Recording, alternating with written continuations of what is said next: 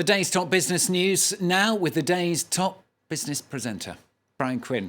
I did say day's top business presenter. Starting in China. Good enough. I'll take it. I'll take it. You're starting in China, aren't you, Brian? The government is hitting back there at the US over sanctions on some of its top telecoms firms. That is right, Stuart. Beijing has announced new measures aimed at protecting Chinese companies from what it calls unjustified foreign laws. The new legislation will allow Chinese courts to themselves sanction companies that comply with foreign restrictions. The move comes as the New York Stock Exchange gets set to delist the shares of three major Chinese telecoms groups. That following an executive order from Donald Trump in November citing the company's ties to the Chinese military. The U.S. investment banks, including Goldman Sachs and Morgan Stanley, are themselves planning to delist hundreds of investment products linked to the telecoms firms. Some Chinese analysts say the conflict could lead to more investment infrastructure within the country. Take a listen. I think one direct impact is that it will encourage China to develop its own domestic capital market because it was in the 14th five-year plan. Technology is the number one priority in policy. And to develop a high-end technology sector, China needs to develop a much bigger and more active capital market in both stocks and in debts. So on that note then, Brian, how are the markets shaping up this Monday? Well, Stuart, European markets opening in the red as investors take stock of a surge in coronavirus infections worldwide. London and Paris each off in the neighborhood of around 0.2%. Frankfurt down 0.5%. A mixed bag for Asian indexes. Tokyo's exchange closed Monday for a holiday. Hong Kong's Hang Seng making some very minor gains, while Shanghai declined. Kospi in Seoul finishing in the red, while shares in South Korean automaker Hyundai, though, soared over 8% as expectations grow for a partnership with Apple to produce new electric vehicles. Now, next is the world's top annual showcase for the hottest new gadgets and tech. But this year, no on-hand demonstrations because the entire event, what a surprise, it's going virtual. Like most events these days, Stuart, the Consumer Electronics Show, or CES, normally takes place in January at the Las Vegas Convention Center with several days of conferences and major product unveilings. COVID-19, though, has changed all that. For the first time ever, CES is going all online in 2021. Starting today, exhibitors will instead be beaming their demos live over the internet for the 100,000 or so registered attendees.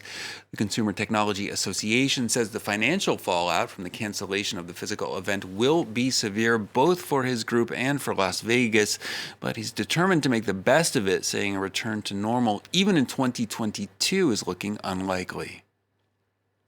We didn't want to have people as avatars jumping from exhibit to exhibit. We didn't want to replicate a show floor. We wanted to give the companies the opportunity to present themselves. And that's what we offered. We invested, we partnered with Microsoft. We planned for 1,000 exhibitors, and right now we're almost at 2,000, and we might have to cut it off.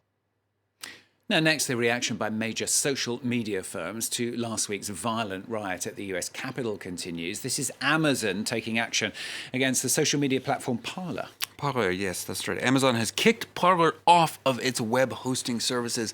That move follows decisions from both Apple and Google to remove Parler from their app stores, part of a continuing push by social media firms to combat misinformation and incitements to violence on their platforms.